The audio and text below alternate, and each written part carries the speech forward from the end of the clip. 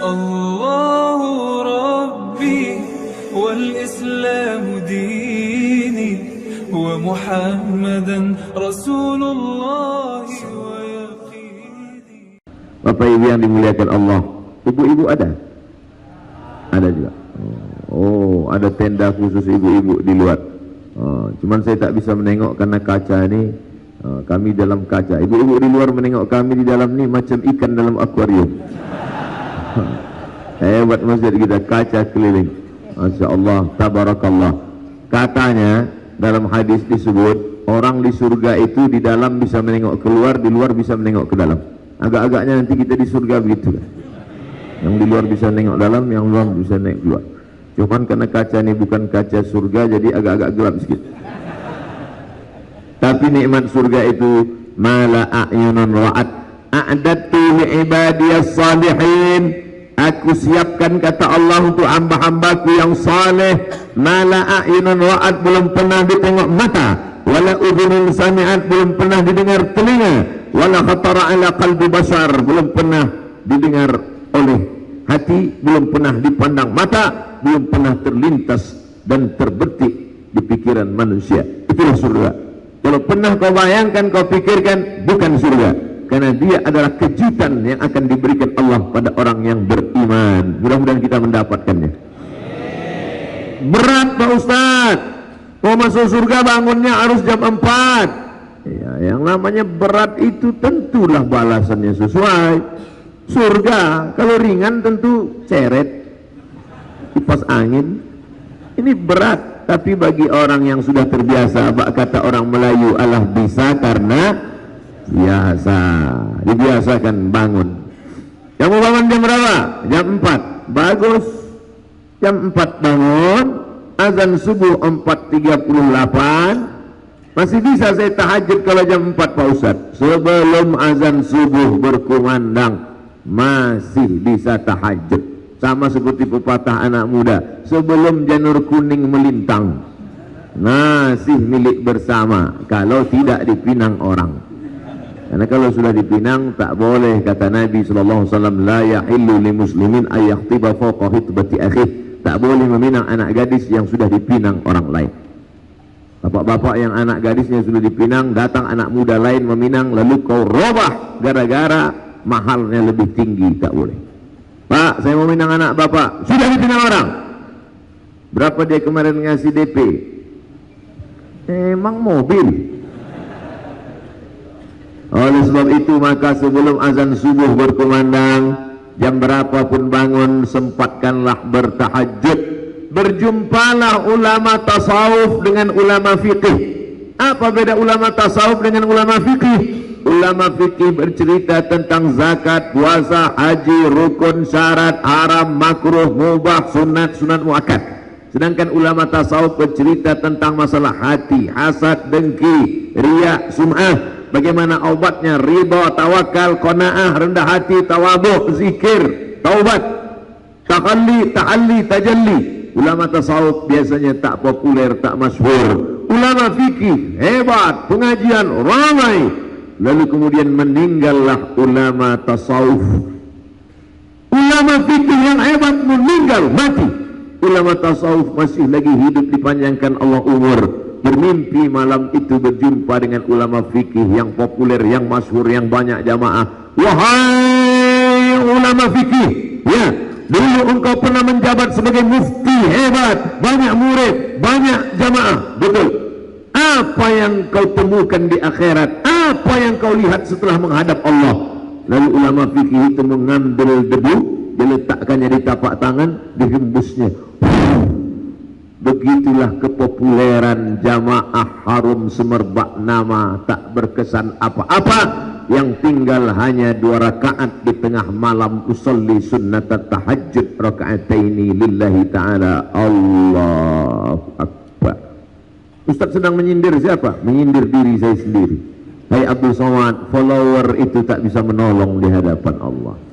Hai Abdul Somad, viewer tak dapat membantu di hadapan Allah. Maka bangkit bangun di tengah malam, wa minal laili, dan dari sebagian malam, fatahajjad, tahajjad, lawan tidurmu, lawan kantukmu, bangun bangun dan bangkit tengah malam.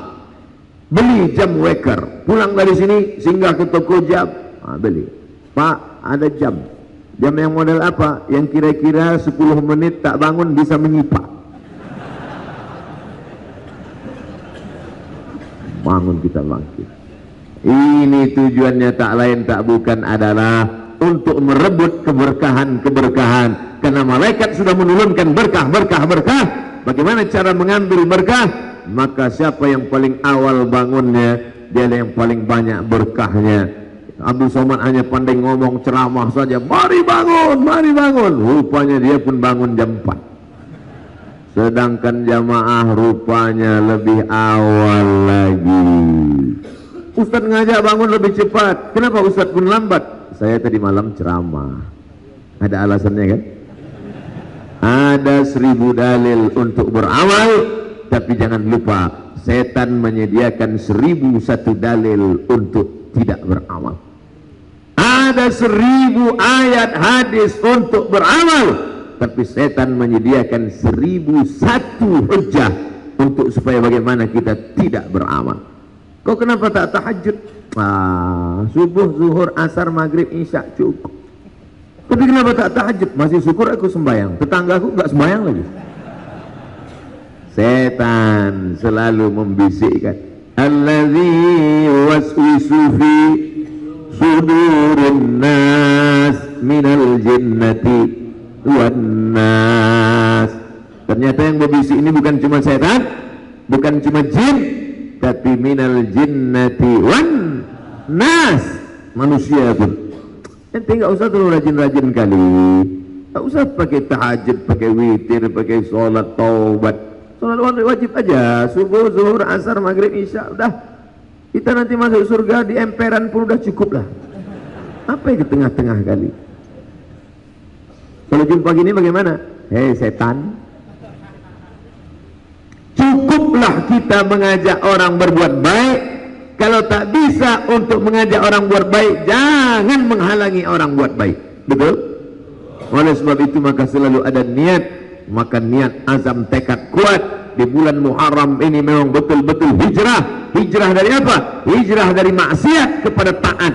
Hijrah dari apa? Hijrah yang selama ini solat wajib saja, mulailah hijrah kepada melaksanakan solat sunat. Mandi dulu, paling bagus mandi malam. Tujuannya untuk apa? Terapi sehat. Tapi katanya Pak Ustadz, mandi malam itu nanti kena penyakit rematik, sakit tulang. Itu kalau malamnya habis maghrib.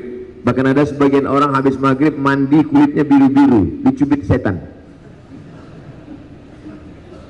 Tapi kalau mandinya sudah lewat jam 1 malam, itu justru terapi kesehatan, bagus, segar, air dingin. Jam 1, jam 2, jam 3, jam 4 sampai menjelang subuh, bagus. Dan manfaatnya lagi, innal malaikata tata'azza, sesungguhnya malaikat tersakiti dengan bau. Makanya kata Nabi, man akala basalan au thawman falyatazil masjidana hadha. Siapa yang makan bawang merah, makan bawang putih, jangan dekat-dekat masjid kami. Kenapa? Karena malaikat tersakiti dengan bau bawang itu. Habis makan bawang merah, bawang putih, masuk masjid, wabinas malikin nas. Kawan di sebelah sholat, Allahu Akbar, nampaknya bawang. Oleh sebab itu maka tadi sebelum sholat sunat qabliyah, saya sholat sunat qabliyah, usolli sunnatas subuhi rak'ataini qabliyatan. Mau usolli, saya tengok Habib di sebelah naik ke atas, sebelum angkat tangan beliau ambil siwak. Sunnah. Laula an asyqa ala ummati, kalaulah tidak memberatkan bagi umatku, la amartuhum bisiwak, kusuruh mereka bersiwak inda kulli salah. Setiap mau salat siwak, setiap mau salat siwak. Saya salat di Masjid Indragiri Hilir. Setiap saya ke masjid itu, kebetulan dari Dewan Juri Musabaqah Tilawatil Quran. Apa kata imamnya? Luruskan saf, luruskan saf. Sekarang barulah ditulis di baliho, ajak anak anda gosok gigi 3 kali sehari. Makan pagi, makan siang, makan malam. 14 abad yang lalu Sayyidina wa Maulana wa Syafi'ina Muhammad sallallahu alaihi wasallam sudah mengajarkan tidak pakai baleho, karena waktu itu belum ada digital printing. Sudah mengajarkan kami umatnya setiap mau sholat bersiwak gosok gigi, maka gigi yang paling bersih di dunia adalah gigi umat. Kenapa ragu? Berarti tak gosok gigi. Gigi paling bersih adalah umat Rasulullah sallallahu alaihi wasallam.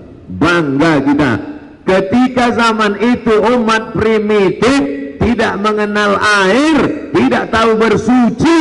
Seandainya Nabi Muhammad SAW itu tinggal di tepi sungai Gangga, atau Nabi Muhammad itu tinggalnya di tepi sungai Nil, tidak heran karena banyak air. Tapi dia tinggal di kota Makkah Al-Mukarramah. Belum pernah saya tengok sungai di Makkah. Tapi yang diajarkannya mau sholat, wudhu pakai air. Maaf cakap, mandi wajib pakai air. Mandi hari Jumat sunat pakai air. Di tempat yang tak ada air, menunjukkan agama Islam bukan agama budaya, bukan agama yang dilahirkan oleh pikiran, tapi dari mana? Tanzilal azizir rahim, turun dari Allah subhanahu wa ta'ala. Ini memperkuat keyakinan keimanan kita. Kenapa mesti pakai kayu siwak? Ada orang mengatakan pakai kayu siwak karena ujungnya ada sabut-sabutnya. Kalau ujungnya pakai sabut, lebih banyak lagi sabutnya, sabut kelapa. Oh, karena di Makkah tak ada pokok kelapa, pakai rotan. Kenapa mesti pakai kayu siwak? Setelah diteliti, rupanya di dalam kayu siwak itu ada manfaat-manfaat lebih dari 100. Menghilangkan bau mulut, menghilangkan ulat gigi. Ulat-ulat gigi itu tak nampak, dia masuk ke gigi. Dan salah satu yang ditakuti ulat gigi adalah kayu siwak. Makanya yang ada giginya sakit, nah, tunjukkan kayu.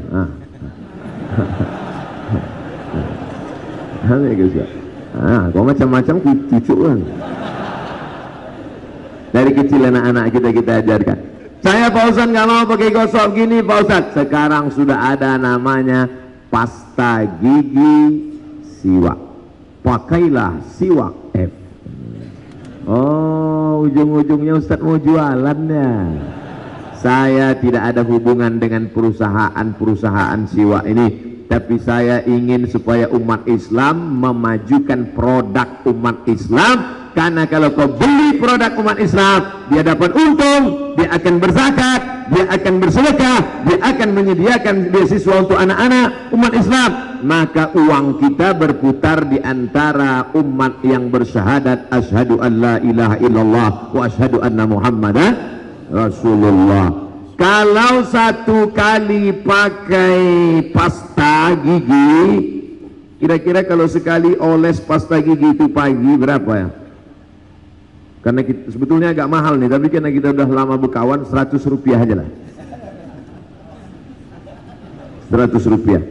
Satu kali oles 100 rupiah. Kita penduduknya Bangka Belitung ada, anggaplah 1 juta. Satu kali oles 100 rupiah kali 1 juta penduduk, berapa? Memang kalau pagi payah ngitung memang. Saya ulang sekali lagi. Satu kali oles sapu pasta gigi, sikat-sikat gigi 100 rupiah, kita penduduk ada 1 juta, maka sekali oles serentak orang Bangka Belitung mengoles 100 juta. 100 juta sudah bisa buat satu kelas. Jadi dalam 1 bulan sudah ada 1 juta sebulan, 3 miliar uang umat Islam dari sekali oles. Nah, makanya besok pakai siwak,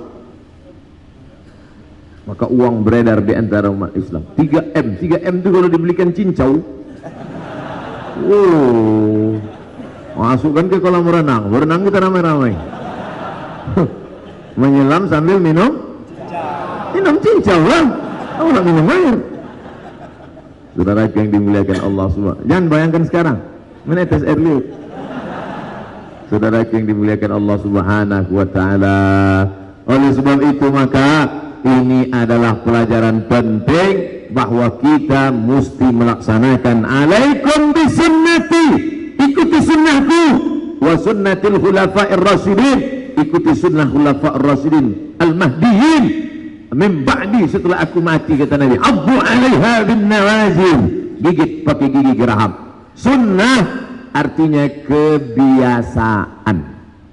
Sunnah kebiasaan. Ada misalnya bapak asal habis makan merokok, asal habis makan merokok, asal habis makan merokok, asal habis makan merokok. Maka merokok itu adalah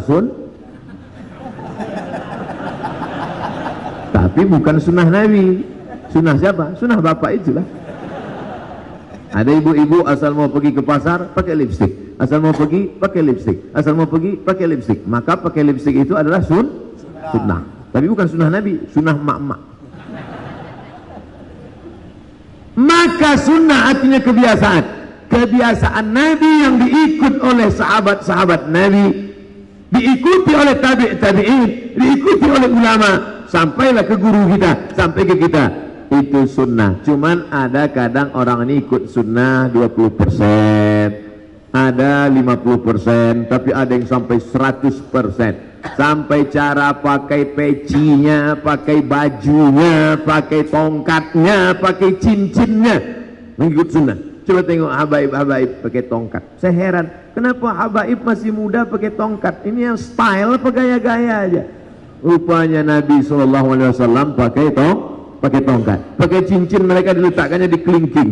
Kenapa mereka pakai cincin kelingking? Rupanya Nabi SAW pakai cincin di kelingking. Tertulis di situ ada Muhammad Rasulullah. Karena Nabi pakai cincin di kelingking sekaligus stempel surat. Karena Nabi tidak pakai tanda tangan, stempel. Tulis Muhammad Rasulullah. Nabi tak mau mempersulit, dia mempermudah. Ya Rasulullah, hanya ada surat, langsung stempel. Ini bisa ditiru Pak Bupati, kepala dinas, kepala badan, kepala kantor. Buat stempel situ. Kalau bisa dipermudah, mengapa dipersulit? Dimudahkan urusan orang di dunia, maka dimudahkan Allah pula urusan kita di akhirat nanti. Urusan mati, sakratul maut, urusan pertanyaan mungkar nakir, urusan meniti titian shiratal mustaqim, urusan hisab amal. Makanya orang-orang yang suka-suka mempersulit urusan di dunia ini payah matinya. Judul lagunya setengah napasku pergi. Sakratul mautnya aja 6 bulan tak mati-mati. Tapi orang yang suka mempermudah, begitu tengok Ustaz Somad ada si fulan di rumah sakit, begitu kita datang, Bismillahirrahmanirrahim, Yasin.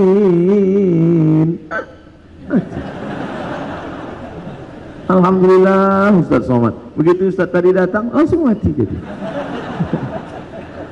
Rupanya bapak itu mau kawin lagi. Saya berani cerita ini karena tak ada ibu-ibu. Saudara yang dimuliakan Allah Subhanahu wa taala, maka kita ikuti sunnah tahajud malam. Nabi tidak pernah meninggalkan tahajud. Hadis riwayat Sayyidatuna Aisyah radhiyallahu anha, Nabi tak pernah meninggalkan tahajud. Satu riwayat menyebut 11 rakaat, satu riwayat menyebut 13 rakaat. Tidak ada ikhtilaf. Yang mengatakan 11 rakaat, 8 rakaat tahajud, 3 rakaat witir. Yang mengatakan 13 rakaat, 8 rakaat tahajud, 3 witir, dimasukkannya qabliyah subuh. Karena qabliyah subuh itu juga masuk dari bagian salat malam, maka qabliyah subuh itu utama. Rakaat al-fajri, 2 rakaat qabliyah subuh, khairan minad dunya wa ma fiha, lebih baik daripada dunia dan seisinya. Bagaimana tahajud malam Nabi? Karena Rasulullah SAW yaqumu minal laili, Nabi kalau salat malam hatta tatafattar qadamahu, sampai bengkak kakinya. Nabi itu kalau salat malam bengkak kakinya. Saya semalam begitu sampai di Bangka Tengah, saya tengok kaki saya bengkak. Rupanya lama naik pesawat dari Pekanbaru ke Cengkareng, Jakarta, transit dari Jakarta ke Pangkal Pinang, naik mobil turun darah ke bawah. Kalau di akhirat nanti ditanya, hai Abu Somad, pernahkah kakimu bengkak? Pernah ya Allah. Tahajud? Tidak. Kenapa kaki Nabi bengkak? Karena tegaknya lama. Kenapa tegaknya lama? Karena ayatnya panjang. Kenapa ayatnya panjang? Saya pun tak tahu. Ya Rasulullah, lima fa'alta hadza? Kenapa kau buat salat panjang lama macam ini? Qad ghafarallahu laka ma taqaddama min dzambika wa ma ta'akhkhar. Dosamu yang lalu sudah diampunkan Allah, yang akan datang sudah diampunkan Allah. Untuk apa lagi kau salat begitu lama? Ayatnya begitu panjang. Kata Aisyah, istri Nabi, ibu kita, Ummul Mukminin.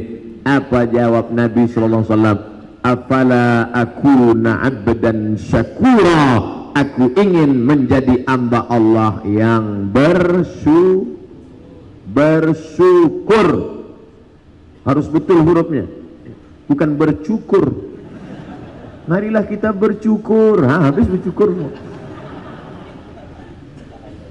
Bersyukur ternyata tak cukup angkat tangan Allahu Akbar. Apalagi sekarang banyak orang menyangka sudah cukup bersyukur dengan nyanyi.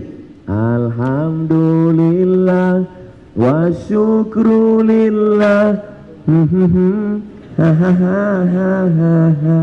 Ustadz nyindir penyanyi opik ya? Enggak, saya dapat kabar katanya dia sedang datang ini. Mudah-mudahan kedatangan para ulama, kedatangan pekerja seni, kedatangan seni-seni Islami itu bukan menjauhkan kita dari agama Allah, tapi justru meramaikan, mensiarkan, membangkitkan semangat. Tapi setelah mereka pulang, ustadznya pulang, penyanyinya pulang, maka tetap kita ngaji kepada majelis-majelis guru-guru kita yang sudah saya sebutkan tadi, alumni dari Yawan, dari Ahqaf, dari Tarim, dari Hadramaut, dari Al-Azhar, dari Barabai, dari Gontor.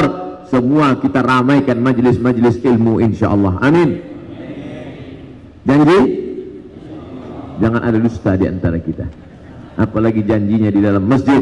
Walladzina hum li amanatihim, orang beriman itu terhadap amanah, wa ahdihim, dan terhadap janjinya, ra'un,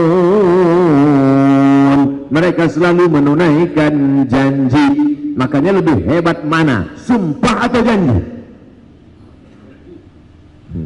Kalau sumpah, saya bersumpah menjadi calon pegawai negeri sipil, bersedia ditempatkan di seluruh tempat di Indonesia dari Sabang sampai Merauke. Saya bersumpah, begitu turun SK di Papua langsung minta pindah. Tapi kalau sudah bersumpah, la yu'akhidukumullahu billahi fi aymanikum walakin yu'akhidukum bima kasabat qulubukum. Allah hanya menghitung sumpah yang dalam hati, adapun yang di mulut hanya basa-basi. Fakafaratuhu, menebus sumpah, it'amu 'asharati masakin, kasih makan 10 orang miskin. Au kiswatuhum, kasih pakaian 10 orang miskin. Au tahriru raqabah, bebaskan budak hamba sahaya. Faman lam yajid fasyamu salasati ayyam. Siapa yang tak sanggup kasih makan orang miskin, yang tak sanggup belikan pakaian orang miskin, tidak sanggup membebaskan budak hamba sahaya, puasa 3 hari. Sumpah bisa ditebus dengan puasa 3 hari. Maka ibu-ibu jangan percaya sumpah. Jangan ibu percaya sama bapak-bapak.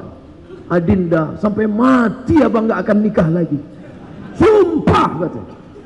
Tiba-tiba yang dia sumpah abang dulu, aku udah puasa 3 hari gitu. Nah, selesai. Tapi yang dipegang adalah janji. Orang kalau dia ingkar janji bukan sekedar kafir, tapi lebih hebat lagi. Kenapa? Innal munafiqina fid darkil asfali minan nar. Orang kafir masuk neraka, tapi orang yang munafik dalam keraknya neraka. Bayangkan itu. Ini rice cooker, ini tempat masak nasi periuk, maka keraknya, tempat mendidihnya, di qa'riha, di dasarnya, itulah tempat orang munafik. Siapa itu? Idza haddatsa kadzaba, kalau bicara dusta. Wa idza wa'ada akhlafa, kalau dia janji ingkar. Wa idza tumina khana, kalau dia diberi amanah berkhianat. Salah satunya adalah ingkar janji. Oleh sebab itu kita tunaikan janji. Allah maha menunaikan janji. Allahumma rabb hadhihi ad-da'wati tammati wa salatil qa'imah ati sayyidina Muhammadan al-wasilata wal fadilah was-sharaf wa darajatal 'aliyatir rafi'ah wa ba'athullah maqama mahmudan lil wa'tah innaka la tukhliful.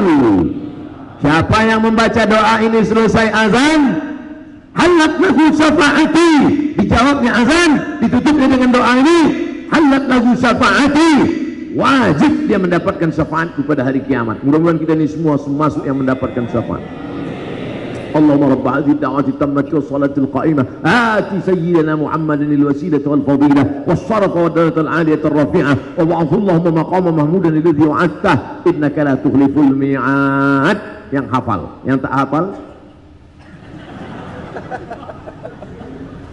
apa yang kau baca tadi? Apa kau urus-urus aku? Terserah aku lah. Gitu cara jawabnya kalau ditanya-tanya orang.